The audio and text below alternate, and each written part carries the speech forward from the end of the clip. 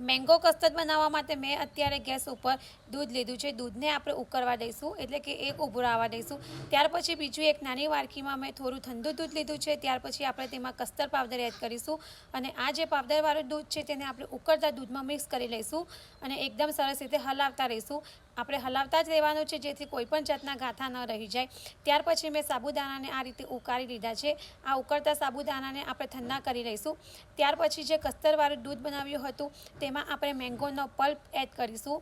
ત્યાર પછી હવે આપણે ઉપરથી જે સાબુદાણા બોઇલ કર્યા છે તે એડ કરીશું।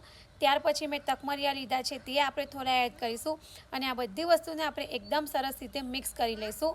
ત્યાર પછી હવે આપણે ઉપરથી મેંગોના પીસ કર્યા છે એ એડ કરીશું, મિક્સ ડ્રાયફ્રૂટ એડ કરીશું અને પાછું આપણે એકવાર સરસ મિક્સ કરી લઈશું। તો રેડી છે આપણું ઠંડુ ઠંડુ ખાવાની મજા પડે તેવું મેંગો કસ્ટર્ડ।